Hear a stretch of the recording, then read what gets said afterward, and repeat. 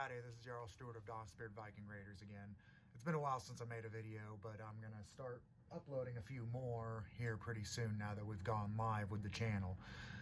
So today I figured I would talk about a basic campcraft skill, which what we got here is a blanket on the floor. Now, normally what we use is we use a standard wool blanket, everything like that, but unfortunately all my wool blankets have a very bad color, and due to the lighting and the color of the floor and everything like that, the videos didn't come out very well. So I'm just going to use a modern tan blanket to show the skill, because realistically it doesn't matter whether it's a Viking age appropriate blanket or a modern blanket, because when it comes down to it, it's all about the mechanics of the fold. So you can easily do this with any size blanket, so long as it is long enough to basically reach the top of your head down to your toes. And you can adjust it to make it a different size depending on how you like to fold it, but this is kind of just the basic skills of it.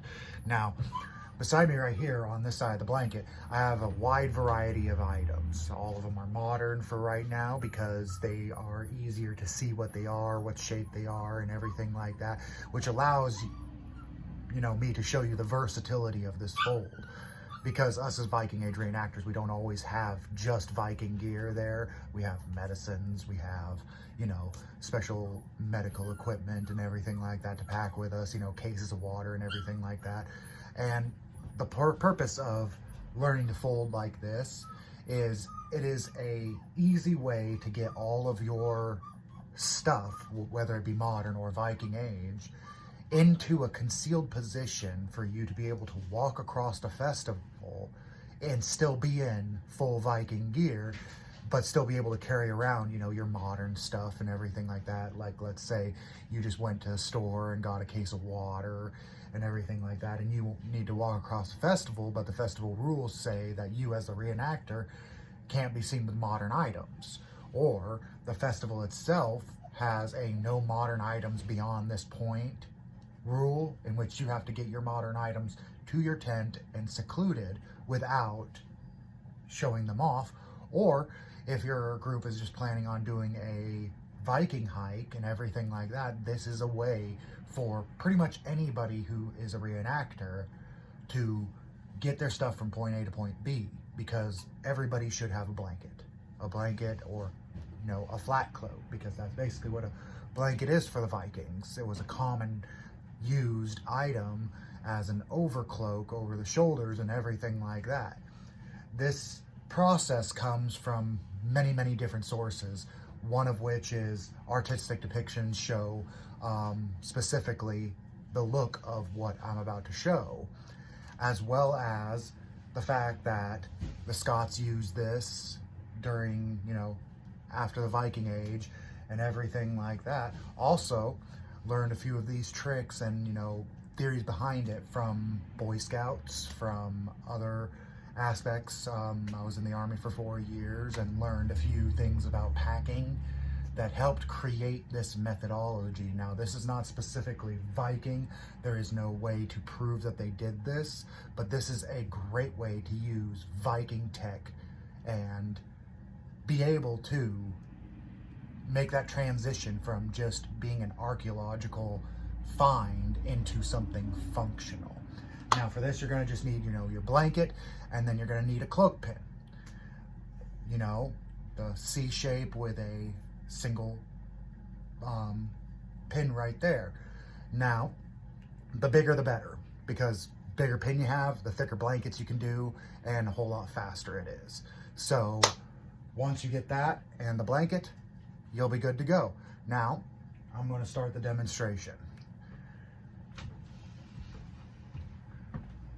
As you can see, we've got the blanket set up right here and everything like that. And this blanket is roughly more square than most blankets that you will find. Now, in order for us to kind of demonstrate how this process can actually be difficult but easily fixed with a certain methodology, I'm going to alter the blanket a little bit so it's a different shape. What I'm going to do is I'm going to turn it into a longer length than it has width by reducing the size here just by folding it over so that you guys can see a little bit better of the process. Now, when you get into this, you need to decide what your long axis is. The long axis is what's going to actually be the load-bearing part of the blanket. For this experiment, I'm going to take from this corner to that corner. Reason being, it's a little bit better for the video. So what we're going to do is we're going to take a look at our items here, and what you need to do is you need to decide what is the most troublesome item. The most troublesome item is going to decide how you start. Now, how you start packing is, take your most troublesome item, this, it's rigid, it's big, it's bulky, and then you are going to place it in the center, okay? And you want it to line up with your length. Now, what you want to do is you want to take some more items. We're going to take some of these wooden blocks here, and we are going to start shaping it around our most troublesome item. Now, we're going to take some shoes, place them here. You always want to decide what's going to be your bottom and what's going to be your top.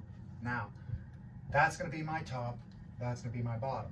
Now I want this hard but sort of flexible to be the bottom, because the bottom does go under a certain level of stress and alteration. I want that right there. We'll take some of these, put them right here. Just makes them good. Now you take your most forgiving items, your clothes, your jackets, everything like that, and then you just kind of want to pack it around. And as you notice, this is slowly becoming backpack shaped. And that's what you kind of want, is to create something that is going to be longer this way than this way. The reason being is because what you're going to do now is you're going to take your side folds and you are going to bring them over your center. Now what you do to kind of create the tension is you want to push down on your hand right here and tuck this in as much as possible, keeping that tension. Now, take the other side. What you're going to do is you're going to fold the excess over into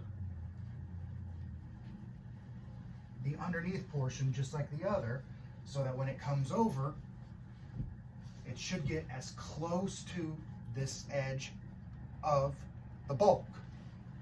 Now, what you're going to do is you're going to take your bottom, hold it up like this, okay? Because now you've got the tension moved to the bottom of it. Then, what you're going to do is you're going to take the top with your other hand, and you are going to lift it up like this, so that it stays roughly in shape. You are going to take the top, pull it over so that you're holding all the weight there. Take the under, stuff it up onto your shoulder, and there you have it. It'll stay together as long as it is tight to your back. Doesn't have to be super tight, but mostly tight. The thing is that by folding it up right here, you actually have all of your stuff sitting right there. You can jog with this, you can run with this, you can do whatever you need. Even just holding it like this with my hand, I've got it pretty secured on my back. And so long as you have the forgiving items close to your back, nothing's going to dig in too readily. And the best part about this is that once you have your pin, you don't need to hold it. Now, you can also take this off just like this, still holding the bottom section up. You can actually open this up just like a backpack, reach in and grab your items, just like what I wanted. You can also put things back into the bag easily and put it back on your back. There's no reason why the Vikings wouldn't have done this. We can't prove that they did, but that's beyond the point. The fact is that this is a great way for you to keep your items concealed, as well as a great way for you to carry your items without having to construct some kind of backpack based off of way less evidence than just having a simple blanket on you and being able to fold it up just right. Now, the better blankets for this are wool. because wool will stick to itself and it will keep its shape a whole lot better. Also, with using a wool blanket, is that if you know how to take care of wool, you can keep the natural water resistance of the wool so that should it start raining, your stuff will have a level of protection. Now, that's about all I have for this lesson. I hope you guys enjoyed this video and I hope you learned a thing or two. As always, you know, this is just one way it can be done.